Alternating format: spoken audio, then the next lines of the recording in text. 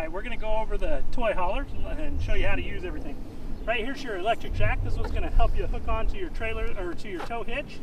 Right here is located the propane tanks. Just remember, this guy comes off like this.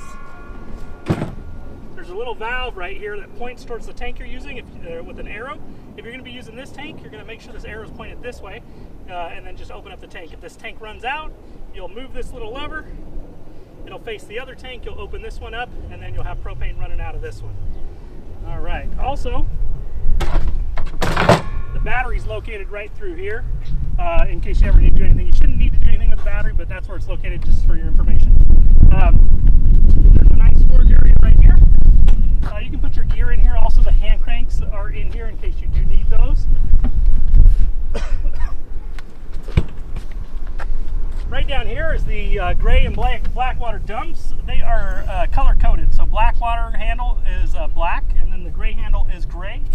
Just remember, you just put the sewer hose on here. You're going to hook it in. It's going to go into the ground at the dump station. You'll pull the black lever first. That's going to drain the sewage. Once the sewage is out, you're going to close it, and then you'll go ahead and pull the gray valve, and that kind of cleans out that hose before you finish up. I'm going to close this up now.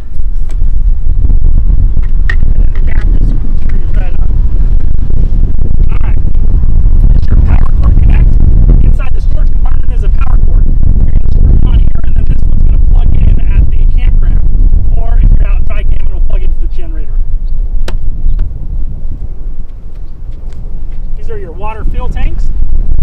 The one on the left here with the cap is actually for filling the water tank, and then the one on the right is for RV hookups if you're at a campground that has water. So just to fill this up, you just put the garden hose in here, you fill it up. When the water squirts out, you're all good to go. And then if you are using the water like dry camping, you'll have to turn on the water pump. But if you're plugged in at a park, you'll just go ahead and turn, it'll just use the city water to pressurize the system, and you don't need to run the pump. There is a ladder on this RV, but we do not want you to get on the roof for any reason. This is just for servicing, like the air conditioning unit and stuff like that. So we do not, once again, want you on the roof for any reason whatsoever. This is a toy hauler. This is a toy hauler here, and so there is some fuel, like a fueling station. We also don't want you to put fuel in there. We've had people put diesel fuel or other fuel, racing fuel. You don't know what's been in there, so you probably don't want to put that in your toys. So just remember, we recommend you don't use the fueling station. And then on the back here, it's a toy hauler, so obviously this hatch is going to open up so you can drive your toys in or your bicycles or whatever you want to use. These just latch right here. You're going to push it in, pull it over. The same thing on the other side, and then there's a large spring. This will just help you lift it down and lift it back up. Just remember, just be careful when you're closing it because it does have some spring on there. You don't want it to slam shut. Now there's something really nice on this coach, something we've just done on a few new ones that we got. There's electric jack system. So all you need to do, there's a button here that says retract and extend. You just hit these buttons and then those stabilizers are going to come down as you hold it and then touch the ground. Just remember they're stabilizers. They are not leveling jacks or anything like that. They just stabilize the RV just to make it less wobbly for when you're walking inside.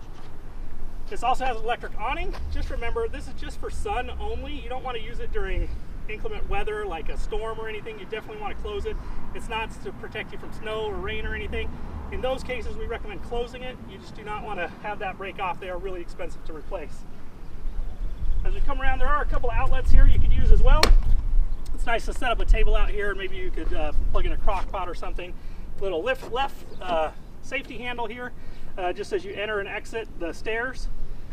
And then lastly, this is the front button for the front jacks. So same thing as the back, just hit the button there and they'll come down and touch the ground.